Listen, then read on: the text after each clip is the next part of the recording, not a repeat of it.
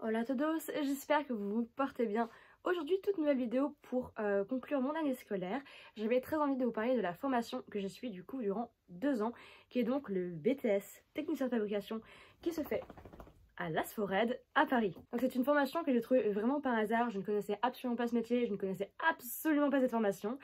Et en fait, tout simplement parce que je suis sortie de mes études du lycée il y a 2 ans, j'ai tapé sur Parcoursup livre et je suis tombée dessus par hasard. C'était vraiment un coup de chance en quelque sorte parce que je ne m'attendais pas spécialement à travailler dans le secteur de l'édition. D'autant plus que moi je m'orientais davantage vers une licence en histoire de l'art. Donc j'ai vraiment vrillé. Voilà. Donc c'est une formation que j'ai trouvée ultra intéressante, hyper enrichissante parce que j'ai appris énormément de choses dans le domaine de l'édition et que j'adore les potins, vous le savez très bien.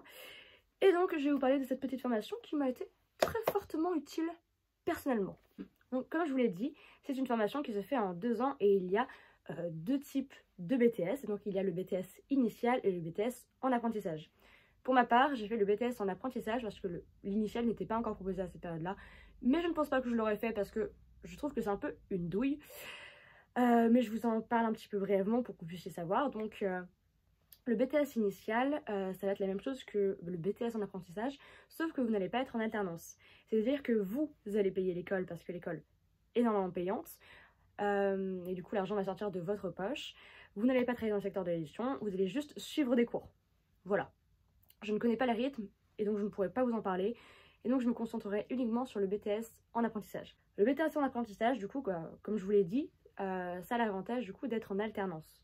Le rythme d'alternance, c'est 2 jours en cours, 3 jours en entreprise, et du coup ça varie d'un BTS sur 2 sur les jours de cours.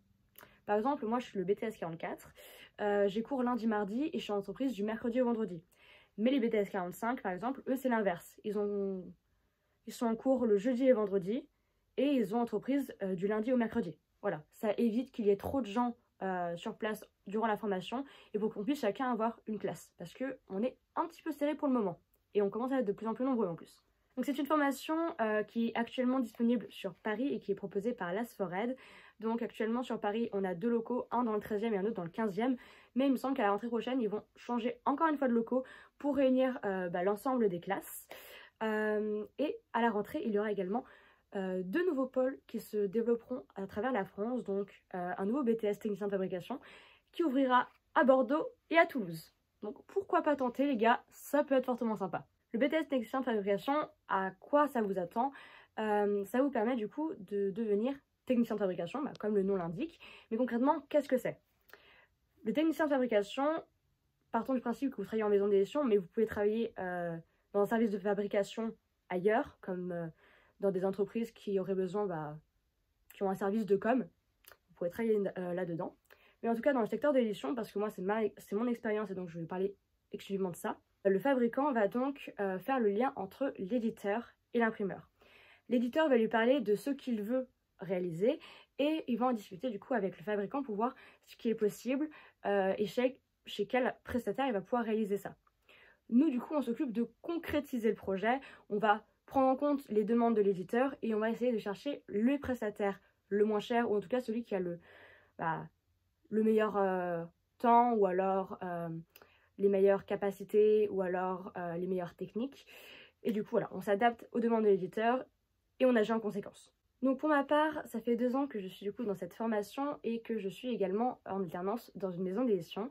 Donc je travaillais, et je travaille actuellement encore, mais jusqu'à août prochain, dans une maison d'édition qui s'appelle l'Archipel et qui fait partie du groupe Editis. Pour les personnes qui ne connaissent pas le secteur de l'édition, il faut savoir que les maisons d'édition ne sont généralement pas indépendantes. Il y a ce qu'on appelle du coup les maisons d'édition indépendantes qui sont juste des maisons d'édition toutes seules. Mais généralement, dans le secteur de l'édition, les maisons d'édition sont regroupées. En France, on repère 3 groupes principaux. On a Hachette Livre, qui regroupe une grande majorité des maisons d'édition assez connues comme Le Livre de Poche, ou Hachette du coup.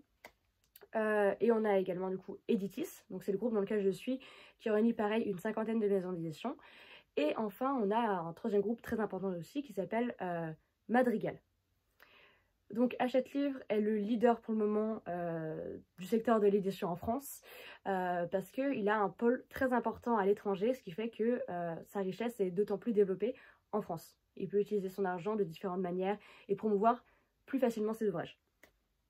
Mais donc, il faut savoir que quand vous postulez pour une maison d'édition, voire même plusieurs maisons d'édition, bah du coup, bah en réalité, il y a peut-être les mêmes personnes qui vont lire vos CV. Donc, faites peut-être un petit peu attention à ce que vous dites. Voilà, voilà. Donc, pour ma part, comment s'est passé bah, mon début, du coup, à l'école, comment s'est passé les entretiens pour rentrer. Donc, comme je vous l'ai dit, je me suis inscrite sur Parcoursup bah, pour intégrer l'école. J'ai passé un entretien quelques temps après où j'ai été du coup acceptée. J'ai reçu ma réponse par mail. Mais du coup, il y avait une condition. Donc, j'ai été acceptée dans l'école, mais pour être complètement acceptée, il fallait que je trouve une alternance. Donc, c'est un peu une compétition de celui qui trouve l'alternance la plus rapidement sera du coup accepté dans l'école. Mais si tu n'en trouves pas et que la formation est complète, et bah tu ne seras pas pris, même si tu as été validé par l'école. Donc, enfin, je vous dis ça, je vous fais peur, mais en réalité, la formation elle n'est jamais complète. Il y a jamais, on n'a jamais été à saturation. Actuellement, on est 18 dans la classe, mais il y a plein de gens qui partent, il y a des gens qui postulent, mais qui au final ne viennent pas. Donc, franchement, tentez, il y a toujours de la place. Il faut vraiment pas avoir peur.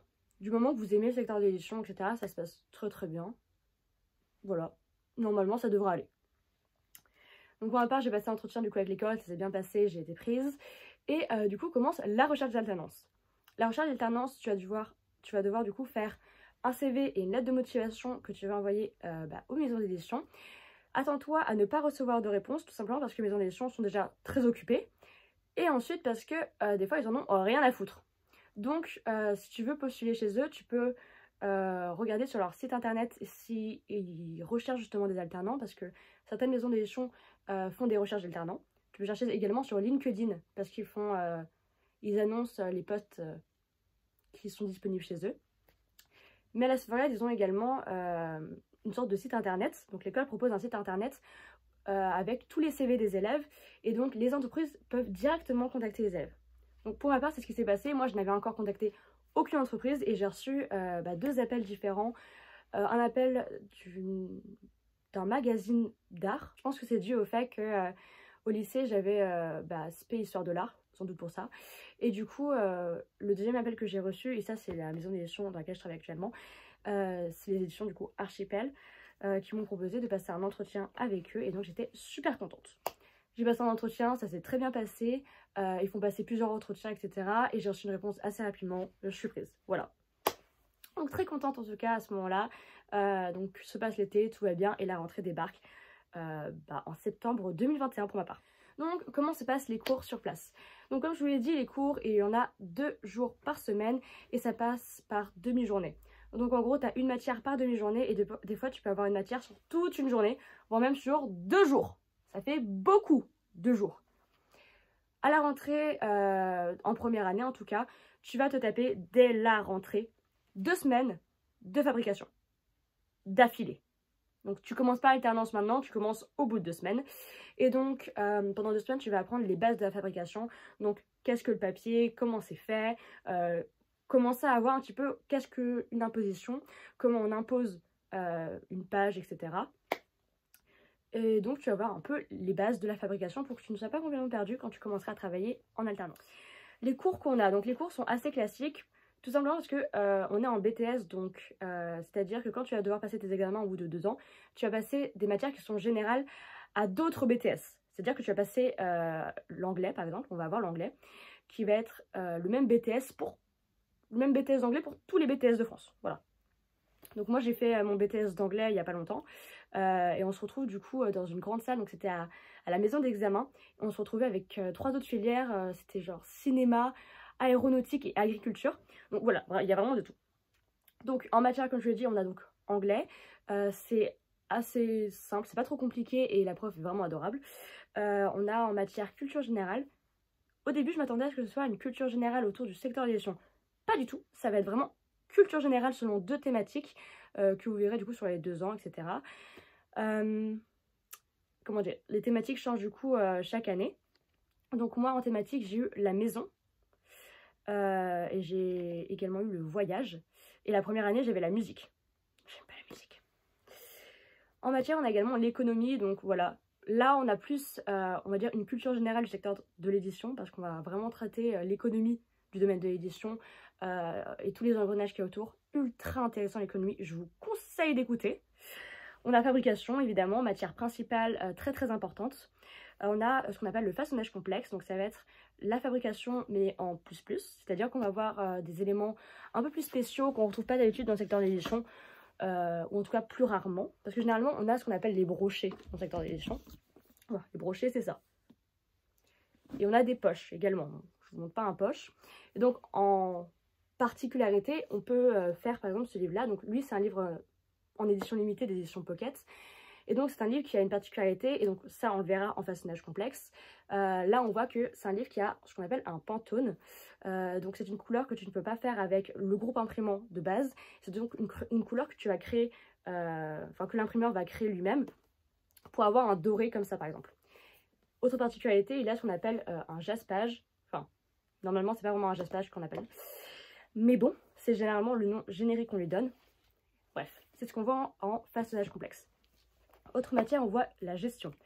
La gestion, ça va être pour te permettre de calculer du coup ce qu'on appelle le CEP, donc le compte d'exploitation prévisionnel, pour savoir si ton ouvrage va être rentable ou non. Tu vas devoir calculer l'ensemble des coûts, etc., édito et de fabrication. Tu vas calculer le coût de revient unitaire de ton livre, etc. Bref, très important et très intéressant. Autre matière, les cours de numérique. Je vous avoue que j'étais un petit peu paumée et que je ne sais pas trop ce que j'ai appris au final. On a des cours de logiciels très importants, très intéressants et très utiles dans le secteur du travail, enfin voilà tout simplement, parce que les employeurs seront toujours très contents que vous ayez ces connaissances-là. Donc on va avoir des cours sur Photoshop, Illustrator, InDesign, Word, Excel, et un autre logiciel de correction qui s'appelle Prolexi, que vous verrez davantage si vous voulez vous spécialiser en tant qu'éditeur. On a des cours de maquette, donc de mise en page. Donc on va vraiment se spécialiser sur InDesign à ce moment-là. On a des cours de droit, donc du droit de manière générale, mais elle va donner des exemples du secteur de l'édition pour qu'on puisse mieux comprendre et assimiler ce qu'on voit. On a les cours de préparation de copie, donc ça va être de la correction de texte. Et on a les cours d'iconographie, donc ça va être tout ce qui est traitement de l'image, droit iconographique, etc. Et sur ces 2 ans, vous allez devoir également faire ce qu'on appelle le projet professionnel. Le projet professionnel, c'est un projet que tu portes sur 2 ans. Et on en parle dès la première année. Le projet professionnel, tu vas devoir concevoir un livre de A à Z. Genre littéralement un livre de A à Z. C'est à la limite si tu dois l'écrire, tu vois. Et donc, dès la première année, on t'en parle. Et donc, vers décembre de la première année, tu dois avoir proposé 3 idées qui seront validées ou non par la personne qui gère un peu ta formation. Et après, tu devras te spécialiser dans un de tes projets. Donc ce projet, tu le portes sur tes 2 ans, tu vas devoir vraiment le compléter et tu vas devoir contacter des prestataires pour avoir des prix. Je vous parle très rapidement de mon projet. Pour ma part, j'ai fait un projet qui est un livre pratique sur les plans d'intérieur qui sera contenu dans un coffret. Pour votre projet professionnel, vous devez faire une particularité technique. Une particularité technique, c'est-à-dire que vous n'allez pas pouvoir faire un brochet. Genre ça, c'est trop basique pour pouvoir le proposer en projet. C'est-à-dire que vous allez devoir proposer ce qu'on appelle des beaux livres, peut-être des livres jeunesse ou alors des livres pratiques parce que ça doit contenir de l'image pour la partie iconographique. Et donc, comme je vous l'ai dit, bon, pour ma part, mon projet, sa particularité technique, c'est que dans mon livre, il y a ce qu'on appelle du papier ensemencé qui est posé en onglet dans mon livre et qui est détachable par micro-perforation. Autre particularité technique, c'est un livre qui est contenu dans un coffret et qui possède des objets. Voilà, c'est une grosse particularité technique déjà, c'est plutôt pas mal. Donc c'est un projet que vous allez devoir tenir sur 2 ans qui compte énormément dans votre note. Vous allez être noté au fur et à mesure et vous allez devoir passer un oral de 30 minutes à la fin de vos 2 ans. Je le passe dans un mois. Ce qui accompagne le projet pro, ça va être le rapport d'activité et le portfolio, mais ça vous pouvez vous concentrer davantage sur ça vers la fin de la première année, voire le début de la 2e année.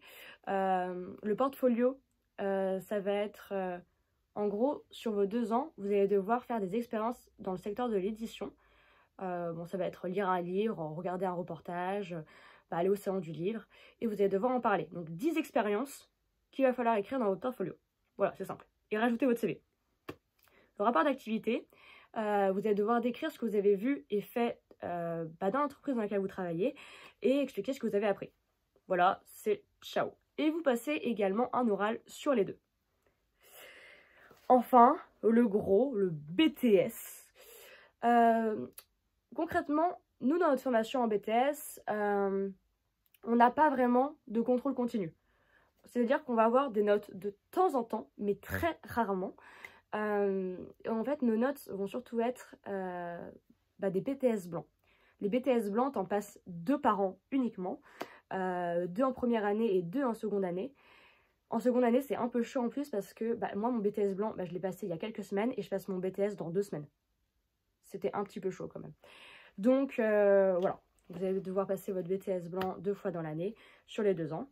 C'est pas très compliqué, vous en faites pas, tout va bien. Et ensuite, à la fin de vos 2 ans, vous allez passer le BTS. Pour ma part, le BTS, je le passe du coup le 15 mai, 15, 16, 17 et après le 21, il me semble. Et après, je passe mes oraux début juin. Donc le BTS, ça va être... vous allez devoir passer sur les différentes matières que j'ai citées précédemment, qui sont réunies du coup par bloc. Par exemple, moi, de 14 h jusqu'à 17 h, ou de 13 h jusqu'à 17 h, je sais plus, je vais devoir passer comme matière droit et économie en même temps. Voilà. Et la fabrication, par exemple, c'est le dernier jour. Nous, en fabrication, on a 6 heures. Je vous dis, ça va être très très long. 6 heures d'affilée où tu vas faire fabrication et gestion. Parlons du coup du travail en entreprise. Qu'est-ce que ça donne? Le travail en entreprise, les missions vont énormément varier d'une maison d'édition à une autre et encore plus d'une entreprise à une autre. Dans le sens où, pour ma part, j'ai travaillé en maison d'édition et dans ma classe, pas tout le monde a travaillé en maison d'édition. Il y en a qui ont travaillé, il y a une fille qui a travaillé par exemple à la RMN, donc c'est la Réunion des musées nationaux. Il y en a une autre qui a travaillé au magasin Printemps, il y en a une autre qui a travaillé pour des guides touristiques de randonnée. Enfin, voilà, il y a vraiment tout et n'importe quoi. Tu vois, on peut travailler dans tous les secteurs. Du moment que il y a de la fabrication, tu peux le faire. Donc pour ma part, quel type de mission j'avais dans mon entreprise? Étant donné que c'est une petite maison d'édition, en tout cas une moyenne maison d'édition, et qu'on n'a pas un très grand nombre d'effectifs, j'avais un double rôle, c'est-à-dire que j'étais fabricante et que j'étais également maquettiste. Donc fabricante, je fais un petit peu ce qu'on m'apprend en cours, c'est-à-dire que j'ai envoyé des bons de commande, je vais faire des demandes de devis, je vais contacter du coup des prestataires et je vais être en contact avec les différents maillons, donc les éditeurs, les maquettistes et d'autres prestataires si besoin. Mais comme je vous l'ai dit, je suis également maquettiste, c'est-à-dire que pour ma part, et je suis vraiment la seule je crois à faire ça, pour ma part j'ai également fait des maquettes de couverture, donc j'ai surtout fait des adaptations de grands formats en poche. Et là très récemment je suis en train de faire la couverture d'un grand format. C'est une première, ça arrive en fin de seconde année, voilà. On m'a confié ça, donc je suis très très contente et je suis super fière. J'espère que ça se concrétisera mieux et que mon projet plaira, tout simplement. En fait, les actions que tu vas avoir sur place, ça va souvent être les mêmes. Tu vas devoir envoyer des bons de commande chaque semaine, faire des demandes de devis chaque semaine, faire des estimations de prix, etc. Donc c'est souvent les mêmes actions que tu répètes toutes les semaines. Mais ce qui est avantageux et ce qui te permet un petit peu de changer d'air, c'est que toutes les semaines, c'est des titres différents que tu vois. Parce que chaque semaine, les départs en impression, c'est toujours des titres différents. Et donc, ça peut varier. Tu peux envoyer un titre en impression, voire 6 titres en impression la même semaine, ou tu peux en envoyer 0. Donc, il y a des périodes en plus dans l'année où c'est vachement creux. Par exemple, en été, pendant un mois, j'envoie rien du tout. Tout simplement parce qu'il y a tout le monde qui est en vacances et qu'on a déjà préparé en avance les titres qui allaient être imprimés pour la rentrée. Surtout la rentrée littéraire, c'est assez chaud.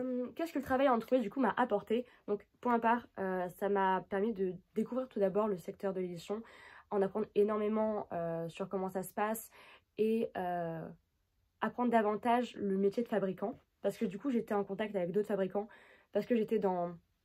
Comment dire j'étais dans un bureau où il n'y avait que des fabricants. Voilà.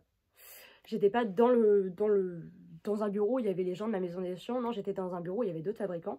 Et donc, si j'ai des questions, je peux poser des questions aux autres. Je peux leur faire part de mes questionnements, de mes interrogations. Et c'est super pratique parce que chacun a sa propre expérience. Autre chose que j'ai vraiment bien apprécié, c'est le travail en équipe. Donc pour ma part, étant donné que je suis dans une moyenne maison d'édition, le travail en équipe, ça se passait surtout avec ma maître d'apprentissage. Et j'ai beaucoup aimé travailler avec elle. J'ai également travaillé du coup avec les éditeurs et c'était un super moment. Autre chose que j'ai appris et qui est très très important et qui est même nécessaire en fait si vous voulez tenir dedans, c'est l'organisation.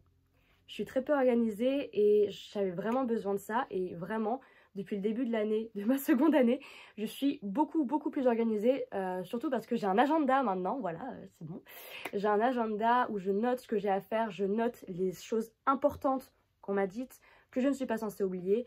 En bref, un agenda et être organisé, c'est ultra important. Mais genre, vraiment important parce que tu vas être inondé d'informations et que c'est souvent des informations ultra importantes que tu ne peux pas oublier, tu n'as pas le droit d'oublier. Sinon, voilà, ça ne passe pas. Du coup, quelles sont les choses à savoir sur cette formation et sur le travail dans le secteur de l'édition. Il faut savoir que du coup, en termes de débouchés, le secteur de l'édition dans le domaine de la fabrication recherche énormément de postes parce qu'on est en sous-effectif. Dans toutes les maisons d'édition, ils sont en sous-effectif. C'est pour ça que, en fait, de maison d'édition en maison d'édition, on se vole des fabricants. Voilà. Genre souvent, les nouvelles personnes qui arrivent, par exemple, moi je suis chez Editis, les nouvelles personnes qui arrivent en tant que fabricants, ils viennent de chez Hachette de base. Donc on les a rachetés. Voilà. C'est vraiment une compétition de celui qui a la plus grosse. Chose à savoir aussi sur l'école, parce qu'il y a des points positifs, mais il y a également des points un peu négatifs. Il vaut mieux que vous le sachiez maintenant, quoi. C'est que par moment, il va y avoir un petit manque d'organisation par l'école. C'est-à-dire que on va pas forcément tout le temps vous tenir au courant des événements qui vont avoir lieu. Genre, on va vous en parler à l'oral, mais des fois, vous allez oublier. Et du coup, ils vont pas vous le rappeler. Et vous êtes là en mode, quoi? Mais pourquoi ça se passe comme ça?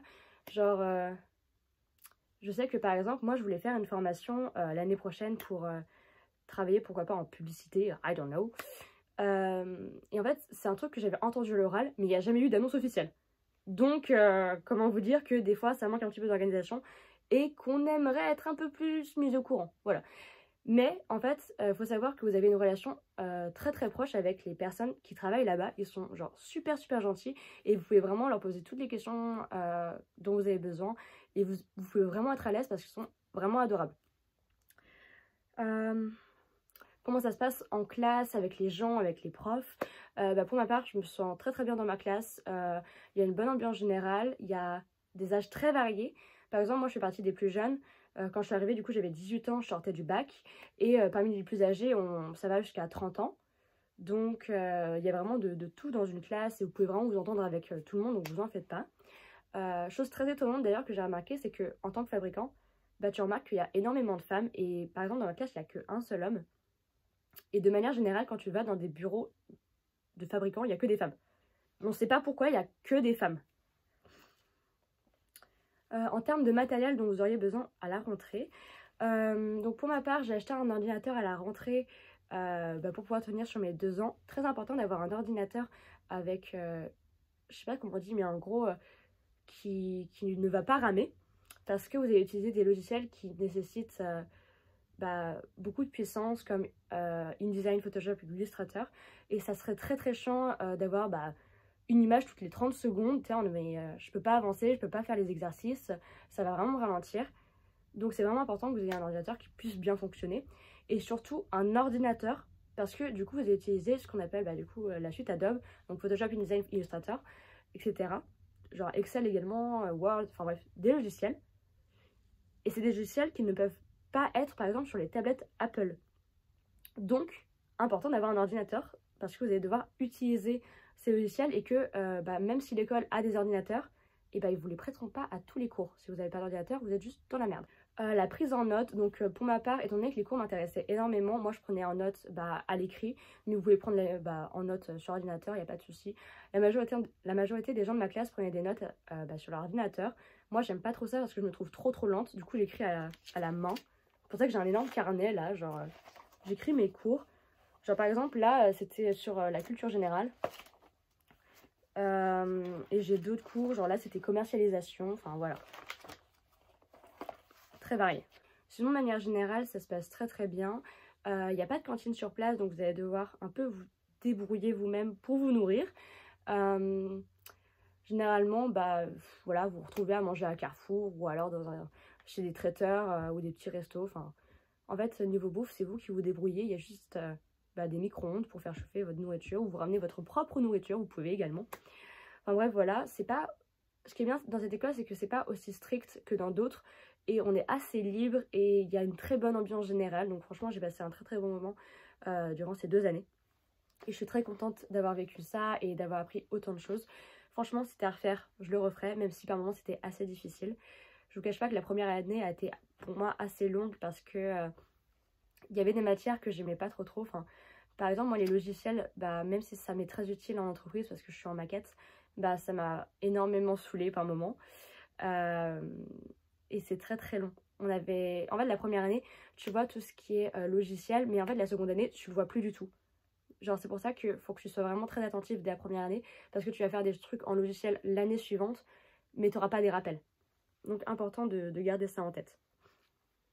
Donc voilà, en tout cas, moi, j'ai été très contente de participer à cette formation qui était très enrichissante, et je vous recommande vivement cette formation, qui a la particularité, du coup, d'être la seule formation en France à proposer une alternance. Et du coup qui vous permet de découvrir le secteur de l'édition dès la première année. Vous pouvez le commencer du coup dès votre sortie du bac, donc il n'y a pas de souci. Vous vous inscrivez sur Parcoursup pour ceux qui sortent du bac si vous voulez vous inscrire. Et tout se passe normalement très très bien. Les entretiens se passent bien, c'est super... Enfin, les gens sont vraiment super adorables avec vous et ils sont hyper bienveillants. Donc si vous avez des questions, si vous avez des craintes, n'hésitez pas à vous confier à eux, ils sont très gentils là-dessus.